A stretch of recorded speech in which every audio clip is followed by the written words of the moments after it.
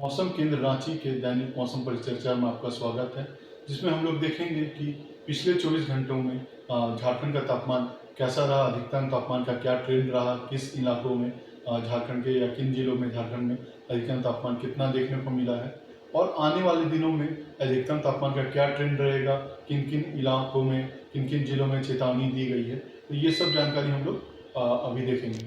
तो आप पीछे मेरे जो मानचित्र देख रहे हैं और मैप देख रहे हैं, उसमें आप देखिएगा कि कुछ इलाके हैं जो गहरे लाल रंग से अंकित किए गए हैं और कुछ इलाके हैं जो हल्के लाल रंग से हैं और कुछ है जो मीडियम हल्के लाल रंग के हैं। तो जो गहरे लाल रंग के जो इलाके हैं वो ये दर्शा रहे हैं कि यहाँ तापमान जो पारा है वो 40 से ऊपर गया है और काफ़ी गर्मी देखने को मिली है, जिसमें आप देख रहे हैं कि संथाल का एरिया है जिसमें साहिबगंज में 41 डिग्री का पारा है, गोड्डा में 43.5 डिग्री का पारा है, पाकुर में 43.3 डिग्री का पारा है, देवघर में 41.4 डिग्री का पारा है, जामताड़ा में 41.9 डिग्री का पारा है।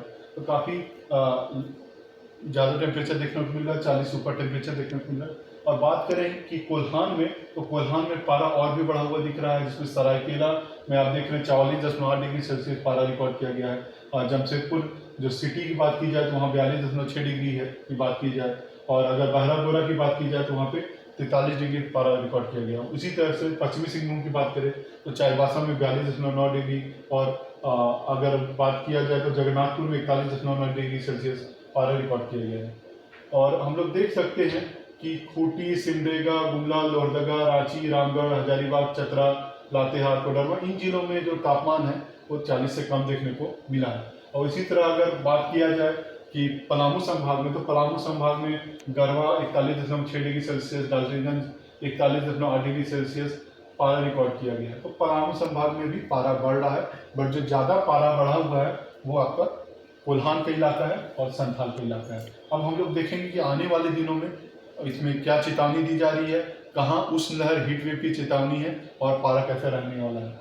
तो हम लोग देख रहे हैं कि 26 तारीख में भी जो हम लोग बात करें तो पश्चिमी सिंहभूम है, पूर्वी सिंहभूम है, सरायकेला खरसावां, कोल्हान का जो इलाका है, साथ साथ में संथाल और उससे सटा हुआ दक्षिणी छोटा नागपुर का जो इलाका है, वहाँ पे आपको हीट वेव जैसी स्थिति देखने को मिलेगी। तो गोड्डा, साहिबगंज, पाकुर, दुमका, जामताड़ा, धनबाद, बोकारो, इन इलाकों में और साथ में आपको जो कोल्हान की इलाका है वहाँ पे आपको हीट वेव जैसी स्थिति देखने को मिलेगी। शेष इलाकों में भी पारा बढ़ ही रहा है, बट हीट वेव जैसी उस लहर जैसी स्थिति नहीं देखने को मिलेगी। अब अगले हम लोग चित्र में देखते हैं कि 27 तारीख में कैसा रहेगा। तो 27 तारीख में वही इलाके जो हम लोग 26 तारीख में बोले थे, उन्हीं में उसमें एक डिस्ट्रिक्ट और ऐड हो गया, देवघर, जहाँ पे भी उस लहर हीट वेव जैसी स्थिति बनते हुए आपको देखने को मिलेगी। और फिर अगर 28 तारीख की हम लोग बात करें तो सेम इलाकों में से आप देख रहे हैं कि इसमें रामगढ़, रांची, खूंटी, ये 3 इलाके जो दक्षिणी छोटानागपुर के इलाके हैं, ये तीनों भी ऐड हुए हैं। मतलब 28 तारीख में इन इलाकों में भी हीट वेव जैसी स्थिति रहने की संभावना जताई जा रही है।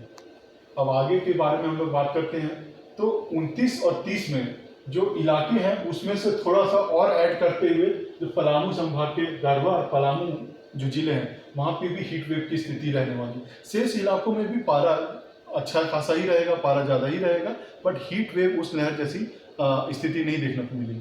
तो इसको देखते हुए लोगों से हम लोग की अपील है, काफ़ी एहतियात बरतें आप लोग और सावधानी से रहें। हाइड्रेशन बहुत ज़रूरी है। आप शीतल पेय का इस्तेमाल करें, जो देसी जो पेय है उसका इस्तेमाल कर सकते हैं, प्रोटीन रिच फूड खा सकते हैं, गर्म जो मसालेदार खाना है इन सब खाने से बचें, सूती कपड़े पहने और जब तक बहुत ज़रूरी ना हो तो 11 से 3 का जो समय है बाहर निकलने से बचें। अगर निकलना भी है तो प्रोटेक्शन के साथ निकलें और बच्चे और बुजुर्गों का खास ख्याल रखें, क्योंकि वो सबसे ज़्यादा वनरेबल होते हैं। तो बेसिक आप प्रिकॉशन लेंगे तो आप इससे निपटा जा सकता है। घर में ORS के घोल ये सब रख सकते हैं कि जब ज़रूरत पड़े, जब फटीग हो तो आप लोग ले सकते हैं। और बहुत पारिश्रमिक वाला मेहनत वाला काम है, उसको 11 से 3 में करने से बचें। इन सब बेसिक उपायों को अगर आप फॉलो कीजिएगा तो बहुत हद तक हीट वेव से मुकाबला कर पाइएगा। धन्यवाद।